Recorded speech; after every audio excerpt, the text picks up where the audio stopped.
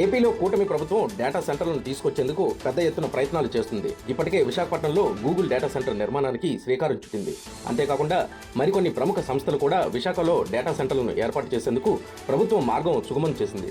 అయితే భారీగా డేటా సెంటర్లు ఏర్పాటైతే విశాఖలో నీటి కొరత మరింత పెరిగే అవకాశం ఉందంటూ ఆందోళనలు వ్యక్తమవుతున్నాయి. నగరంలో ఇప్పటికే ఈ అంశంపై నిరసనలు కూడా మొదలయ్యాయి. ఈ నేపథ్యంలో డేటా సెంటర్లకు నీటి కేటాయింపులపై ఐటీ శాఖ మంత్రి నారా లోకేష్ అసెంబ్లీలో స్పష్టత ఇచ్చారు. డేటా సెంటర్ల విషయంలో ప్రజల్లో అనవసరమైన అపోహలు సృష్టిస్తున్నారని ఆయన అన్నారు. నెల్లిమర్ల జనసేన ఎమ్మెల్యే లోకం మాధవి అడిగిన ప్రశ్నకు సమాధానమిస్తూ మంత్రి లోకేష్ కీలక వ్యాఖ్యలు చేశారు. గూగుల్ విశాఖకు వస్తున్నట్టుగా ప్రకటించిన తర్వాతే అనేక ఐటీ సంస్థలు కూడా నగరం వైపు చూస్తున్నాయని లోకేష్ తెలిపారు. గతంలో చంద్రబాబు హైదరాబాద్లో హైటెక్ సిటీని ఏర్పాటు చేస్తున్న సమయంలోనూ ఇలాంటి అపోహలే ప్రచారం చేశారని గుర్తు చేశారు. హైటెక్ సిటీ కారణంగా రేడియేషన్ వస్తుందని, ఒక ఉద్యోగి మృతి చెందాడంటూ అప్పట్లో విపక్షాలు పెద్ద ఎత్తున ఆందోళన చేశాయని చెప్పారు.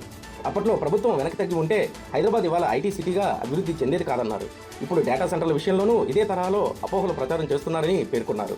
గోదావరిలోకి ప్రతి ఏడాది వృధాగా వెళ్ళిపోతున్న సుమారు 3000 టీఎంసీల నీటిలో కొంత భాగాన్ని గ్రావిటీ ద్వారా పోలవరానికి మళ్లించి అక్కడి నుండి విశాఖకు తీసుకొచ్చే ప్రయత్నాలు జరుగుతున్నాయని లోకేష్ వివరించారు.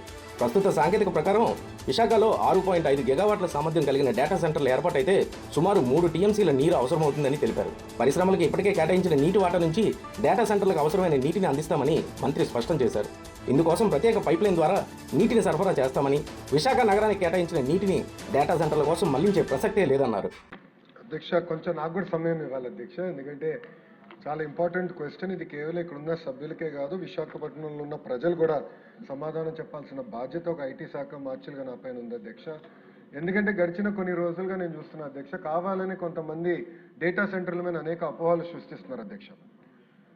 వాస్తవంగా ప్రజలు కూడా ఒక విషయం ఆలోచించాలి అధ్యక్ష. గూగుల్ అన్న సంస్థ విశాఖపట్నానికి మేము వస్తున్నామని ప్రకటించిన తర్వాతనే ఐటీ సంస్థలని విశాఖపట్నం వైపు చూస్తున్నాయి అధ్యక్ష. దయచేసి ఇది అందరం గమనించాల్సిన అవసరం అధ్యక్ష. కానీ అధ్యక్ష, రెండోది, ప్రతి వ్యక్తి ఈరోజు స్మార్ట్ ఫోన్ వాడుతున్నారు. ఆ స్మార్ట్ ఫోన్లో AI is being powered by data centres. దయచేసి ఇది అందరూ గమనించాలి. It is being powered by data centres.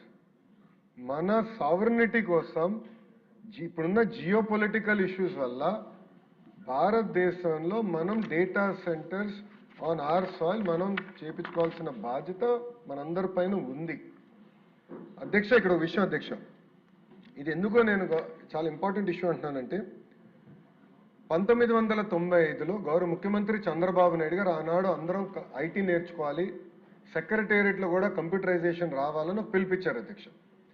Computerisation ప్రక్రియలో ఒక ఎంప్లాయీ చనిపోయారు అధ్యక్ష. అంటే పనిచేస్తూ, అదేమి కంప్యూటర్ వల్ల చనిపోయింది కాదు, అక్కడ పనిచేస్తున్నారు కానీ గుండెపోటు వచ్చింది, పాపం చనిపోయారు అధ్యక్ష.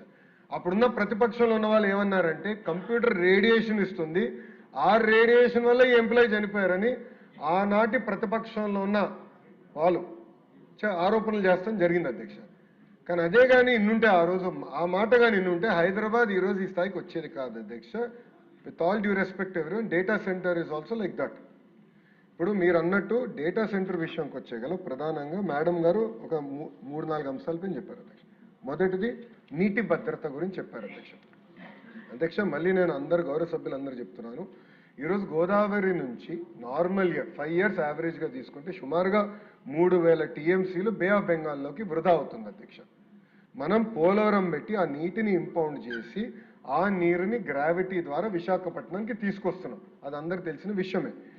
ఈరోజు మనం చేసేది ఏంటంటే మొత్తం data centre eco system mature అయ్యి 6.5 gigawatts కెపాసిటీకి వస్తే సుమారుగా 3 TMC based on current technology అవసరం పడుతుంది.